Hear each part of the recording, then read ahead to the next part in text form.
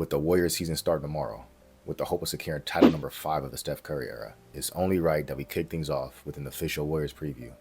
Let's get it. So before we get to our season predictions and expectations, we got some clarification on Kuminga and Moody's contract situations. Moses Moody and the Warriors agreed to a $39 million contract extension, an average of $13 million per year. First and foremost, I want to say congrats to Moses Moody for getting that financial security, but this is definitely a team-friendly deal. It's still life-changing money for Moody, don't get me wrong, but the Warriors definitely made out better than Moody and his camp in the negotiation room. Like I mentioned in my previous video, at the very least, Moses Moody's going to be a really good role player for a long time. So locking in a young two-way wing with length on the perimeter for $13 million per year, that's pretty good value. Now I know Moody and his camp was pushing for more, but due to his lack of playing time his first 3 years, they just didn't have enough leverage, so they opted for the financial security. But the good news for Moody is that it's only a 3-year extension. So at the end of this contract, he'll be about 25 or 26, ready to negotiate another contract right at the start of his prime. So yeah, man, Moody's gonna be alright. As for Kuminga, as expected, they couldn't agree to a contract extension before the deadline. The Warriors were reportedly hoping to secure Kuminga on a $30 million per year contract. A contract similar to what Jalen Johnson got from the Atlanta Hawks. 5 years, $150 million. That's $30 million per year. And this is interesting because Jalen Johnson is actually a pretty good comp for Kuminga in terms of age, position, and production. Some people might argue Jalen Johnson is a better player than Kuminga, but Kuminga and his representatives would disagree. Kuminga's holding out for a max contract, and he turned down $30 million per year because he truly believes he's the same caliber of player as Franz Wagner and Scottie Barnes. And like I've already mentioned, you can't blame him for thinking that. So that's where we stand. Kuminga and the Warriors are going to let the season play out, and he's going to be a restricted free agent at the end of the season. And for those of you who don't know, restricted free agency means other teams can offer Kuminga a contract, and the Warriors have the option to match. So if Kuminga's a starter and he balls out this season, averages 20 plus points per game, and the Warriors are winning, and Kuminga taking a leap is a huge part of that. Who's to say another team won't just offer Kuminga a max contract and force the Warriors to match? A team like the Brooklyn Nets, for example. Like, what do they have to lose? Kuminga's a talented player, and he's still only 22 years old, and he plays a premium position on the wing. But I'm extremely confident that if Kuminga takes a leap, the Warriors will gladly match any offer he gets, with how tight financials are going forward. They just want to see him take that leap first before they commit that max money. But with that being said, let's get into the season preview. All right, let's get into rotation predictions. My prediction is that the opening day starters are going to be Steph Curry, Andrew Wiggins, Jonathan Kuminga, Draymond Green, and TJD. I think Brandon Podziemski is going to be the primary backup point guard, and DeAnthony Melton at the 2. So my prediction for the first 4 players off the bench is Pods, Melton, Buddy, and Kyle Anderson. That's a 9-man rotation right there. As for the 10th player, I think it's either going to be Moody or Looney based off matchups, with GP2 as your situational sub. Now, in regards to Moody, he just signed his new contract. You would hope that the expectation is that he gets a little more playing time. Just based off Kerr's rotation patterns in the preseason, I don't think Moody's going to be a part of that first group off the bench. Now, can that change as the season progresses? Absolutely. If Moody plays good enough and outplays players ahead of him in the rotation, he can force Kerr's hand. But for now, I got him pegged as a 10th or 11th man. Steve Kerr has already told Lindy Waters and Guy Santos that they're the odd men out to start the season. So as of now, they're on the outside looking in, but Kerr did say he expects him to help them win games this season. So they will have their moments. Brandon Post, I don't expect to play much. He might get spot minutes here or there if there's injuries in the front court, but he's going to spend the majority of his time in Santa Cruz. But he still remains very intriguing for the future as a legit 7-foot shooter. Who knows? Maybe at some point down the line in the season, after getting comfortable in Santa Cruz and a few injuries hit, he gets his opportunity and he makes the best of it. But I just don't see him beating out Looney this season for backup center minutes. But I'd love to be wrong. All right, so that's the rotation.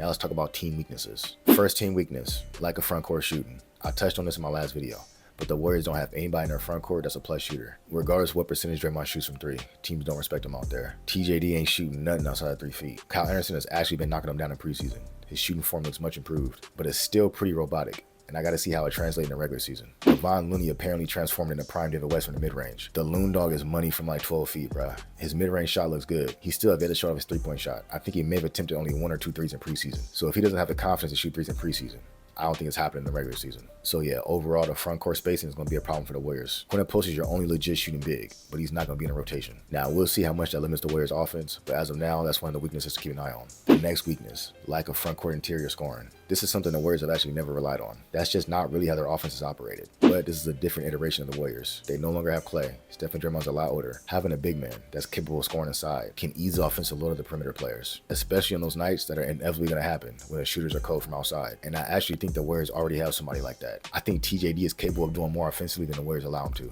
In college, he was a great post player and their go-to scorer. Now, obviously, I know he's playing against college players, but I think at least on switches, when TJD has a smaller defender on him, they could throw the ball down to him a little more and let him go to work. Because I think TJD can easily average 12 points a game off of easy buckets in the paint. And that would be huge for this Warriors team. Either a dunk or a layup through contact, asserting his dominance down low. All right, now for the third weakness. The Warriors' lack of a reliable, proven second scorer. Look, I got faith that Kuminga's going to take a leap, and I know he's capable of scoring 20 points per game. But even then, Again, this will be an experimental season for him testing his offensive game. He's going to be given a lot more responsibility offensively, and we don't know how he's going to handle that. It's easy to just look at his minutes played and say, well, if you give him this many more touches, he's a 20-point per game scorer. And while that's probably true, you don't know how that extra load affects the rest of his game. Does he now have less energy defensively, less energy to rebound? Does his turnover rate shoot up now that his usage is higher? How does he handle defense's extra attention now that he's at the top of a scouting report behind Steph, versus the Warriors training for a proven, reliable veteran scorer that we've seen do it for multiple seasons? I'm just saying, it's something to keep in mind. All right, so that was the team weaknesses. Now, as for the team strengths, the obvious one, the ridiculous depth this team has. The 2024-2025 Warriors are going to take strength in numbers to a whole new level. This is by far the deepest team the Warriors have ever had. I can say that with confidence. Steve Kerr said himself, he said every single player on our roster is capable of being a rotation player. Outside of an extended Steph Curry absence, knock on wood,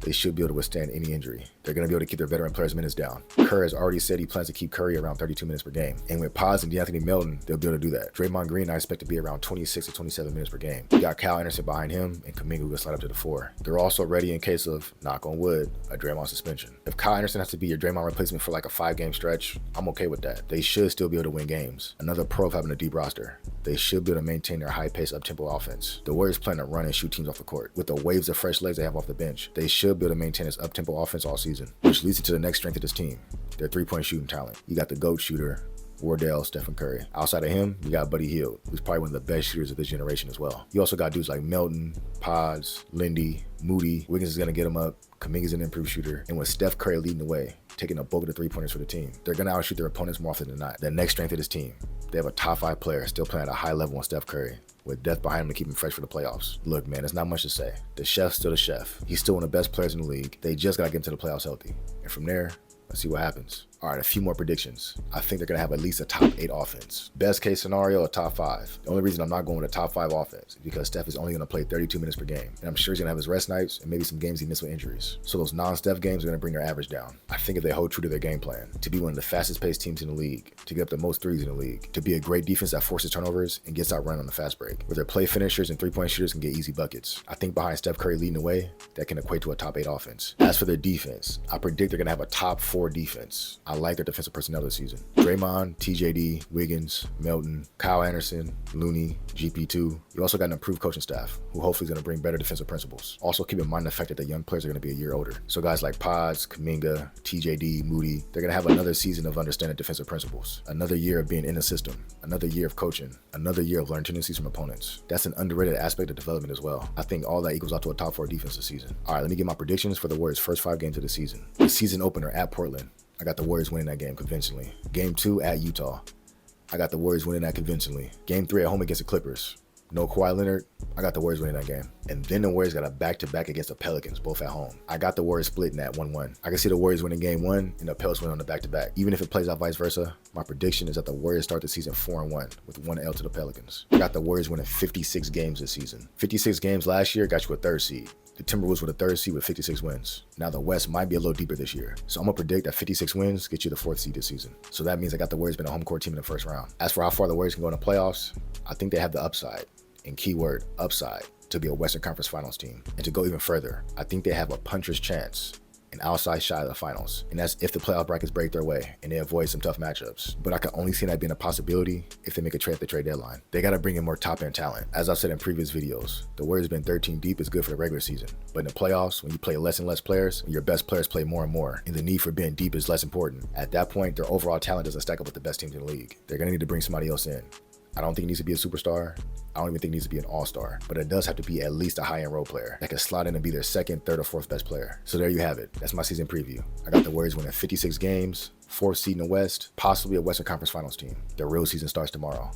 Man, I'm hyped, bruh. Let's get it. If you enjoyed the video, do me a favor, hit the subscribe button. I'll hop on the next one. Peace.